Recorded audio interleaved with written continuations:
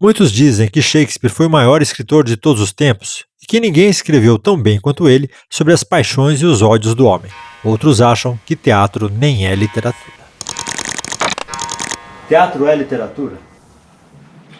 Eu acho que sim.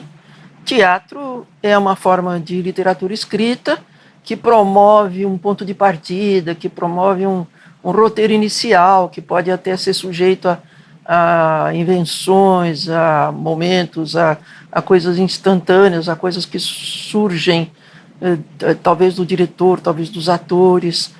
Está aberto, inclusive é uma forma bem aberta, mesmo quando ela é realista e fechada. Acho que sim, acho que é literatura sim, como não? E a gente pode ler a peça como literatura? Eu acredito que sim, de um modo geral, sim.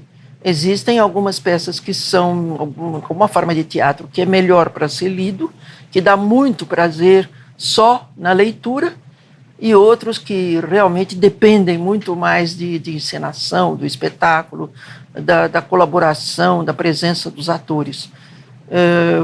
Varia muito conforme a época, conforme a escola a que pertencia o escritor. Shakespeare, por exemplo, é um extraordinário prazer, só ler, né? Enquanto que algumas coisas mais contemporâneas, ou mesmo algumas coisas de Brecht, precisam muito do espetáculo. Será que antigamente autores podiam imaginar que a peça deles ia ser lida em livro, ia ser aproveitada desse jeito? Eu acredito que sim. Quando se pensa em antigo, é preciso saber que tipo de antigo, a qual antiguidade a gente está se referindo. Eu penso muito antigo, tá? Gregos, tal. Os gregos talvez não. Talvez os gregos não pensassem no teatro lido, embora eles o escrevessem, eles escrevessem seus roteiros, né? Mas não creio que eles pensassem no teatro como um gênero que iria dar prazer lido. Mal eles sabiam como dar prazer hoje em dia o teatro grego lido, né? Mas eu acho que com o passar do tempo, pouco a pouco, os autores começaram a perceber que eles podiam ser guardados, ser eternizados, transformar-se em documentos mesmo inclusive de uma evolução do teatro como tal, né? Pouco a pouco eu acho que vão se dando conta, e eu não penso, não tenho dúvida de que, por exemplo, o teatro realista, mesmo o teatro romântico, talvez até mais o romântico do que o realista, eu tenho certeza que o autor de teatro romântico sabia que ele ia se transformar numa peça literária, que ele ia virar livro, que ele ia ser lido, com certeza. Mas será que o Shakespeare foi o primeiro autor teatral a chamar assim, a atenção para o texto, ou quem foi o primeiro? Difícil dizer, mas talvez um pouco antes de Shakespeare mesmo. Eu acho que já no teatro medieval começava a haver muita poesia para ser guardada, para ser repetida. Ou já começava, veja Gil Vicente, por exemplo. Hoje em dia ando muito pensando em Gil Vicente. Gil Vicente é século XVI, né? Quer dizer, 1500, tem a idade do Brasil. 1500, ele já estava escrevendo em 1500.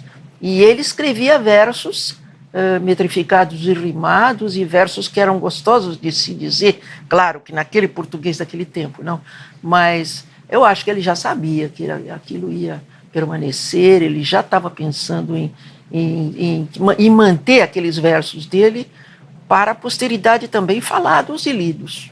Alguns autores, assim como Martins Pena, Jorge Andrade, Plínio Marcos, Guarnieri, eles não mereceriam ser estudados como escritores, como literatos? Assim? Eu acho que eles até são. Eu acho que até são.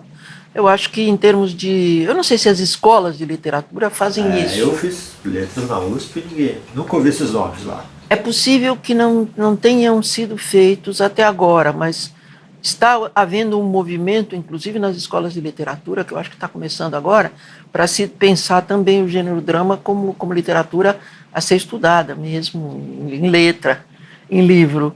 Uma curiosidade minha, por que o Machado de Assis, um autor tão espetacular, um escritor tão maravilhoso, em teatro não foi feliz? Nem em teatro, nem em poesia, né? Também ele fez uma poesia menor. A vocação dele era para ficção narrada, para ficção lida como narrativa mesmo. É onde ele se dá melhor, nos contos e nos romances, né? Aí explode, aí é o que ele realmente gostava de fazer e não sabia. Vai ver que ele tinha vontade de ser poeta e não foi, e tinha vontade de ter sido dramaturgo e também não deu certo. O que tem de específico no teatro que impede que um grande romancista seja um dramaturgo? Em primeiro lugar, o dramaturgo tem que saber dialogar, o que não é fácil também. Você pode encontrar excelentes ficcionistas. Nesse momento eu estou lendo um excelente ficcionista, que é o Alejo Carpentier, o cubano. Ele é maravilhoso narrando, descrevendo, sugerindo coisas. Agora chega na hora do diálogo, ele não é bom. Ele não é bom no diálogo. Ele não te dá um diálogo que te convença, que você veja um personagem falando e o outro personagem respondendo. Sabe? Você tem que saber que um personagem é um, o outro personagem é dois. Eles falam diferente. Então, se você não dominar bem o diálogo, você não pode ser um bom dramaturgo.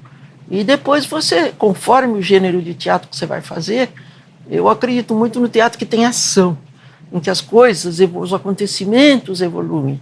Quer dizer, no momento em que uma pessoa diz para outra, um namorado diz para a namorada, eu não te quero mais, eu estou interessado em outra pessoa, isso aqui passou, acabou meu gás, eu não tenho mais, não quero ter mais nada com você.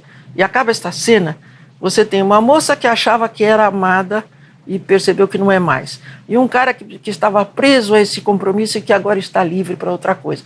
Há um momento antes e um momento depois. Esses 50 segundos de fazer esta cena fazem a ação evoluir. Você tem que saber isso, fazer isso. O modernismo também não teve um grande representante teatral, né? A altura da prosa e da poesia. Acho que não, né? Porque Oswald de Andrade é um cara que é muito festejado, mas eu não gosto do teatro dele. Pessoalmente, eu não gosto do teatro dele, eu não me dou bem com o teatro de Oswald de Andrade. Mas ele é um cara muito festejado, acho que é o único que teria feito teatro e tal, que se dedicou a isso. Na minha opinião, não deu certo. Será que essa míngua recente de teatro publicado é porque o leitor não gosta mais de ler rubricas e pequenos detalhes que tem uma peça de teatro? Será que isso atrapalha o teatro como literatura?